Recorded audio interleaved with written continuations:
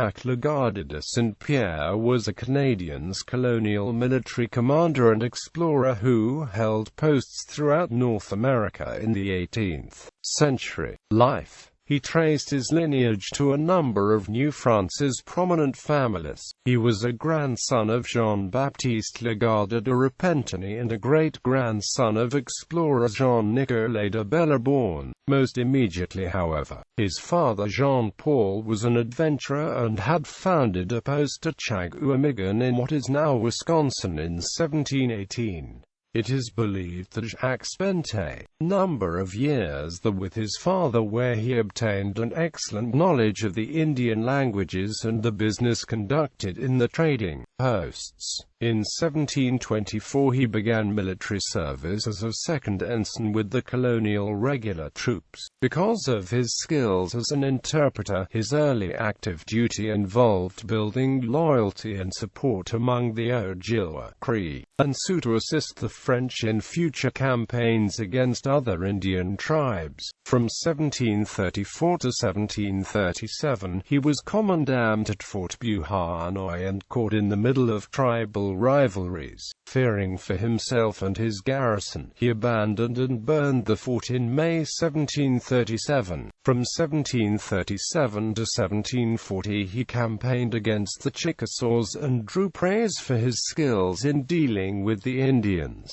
In 1741 he made lieutenant and was commandant of the Miami post near what is now known as Fort Wayne, Indiana, for a short while. From 1745 to 1747 he was stationed at Montreal and carried out many military assignments, including a raid on the British colonial settlement of Saratoga, New York. In 1747 he and Louis de la Corne fought the British and their Indian allies in the Lachine area. From 1748 to 1750 he served at Fort Michilimackinac, during which time he was promoted to captain. The whole period was spent negotiating a fragile peace between the warring Indian nations. In 1750 Governor Lane Jonquière appointed him Western Commander to lead in the search from the Western Sea, a project that had been headed by Pierre Gautier de Varennes de La Vérendrye, who had died in 1749 while planning a new expedition. He was soon involved in a dispute with two of the La Vérendrye sons, Louis Joseph Gautier de La Vérendrye and Pierre Gautier de La Vérendrye, who had been actively involved in this project with the father.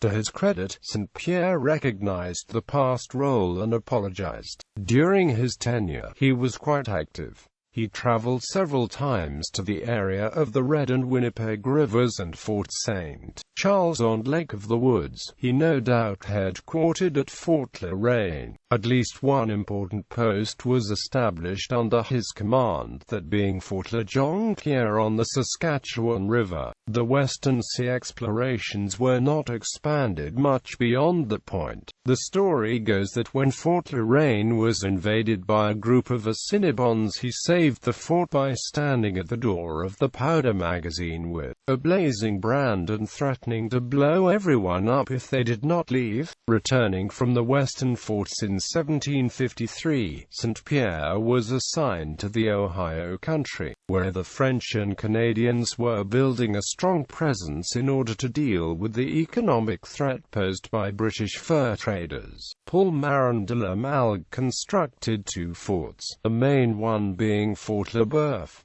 After Marin's death, Legardeur took over Marin's command. The French occupation drew attention from the Virginia colony, and its governor, Robert Dinwiddie, sent a young George Washington with a written demand that the French leave the disputed territory. Much has been made of this event because of the later fame of the messenger. History records that Washington was impressed by Saint-Pierre in this encounter. After Washington in 1754 led an expedition that ambushed a Canadian party, Saint-Pierre Saint-Pierre was in the party sent from Fort Duquesne that defeated Washington at Fort Necessity. In 1755 Jacques led a large contingent of militia and Indians from Montreal into a battle at Lac du Saint-Sacrement and was immediately killed. His service to France in North America was valuable and extensive. He was a logical successor to La Vérendrye in the western forts and fur trade. He was awarded the Cross of St. Louis for his endeavors in military action.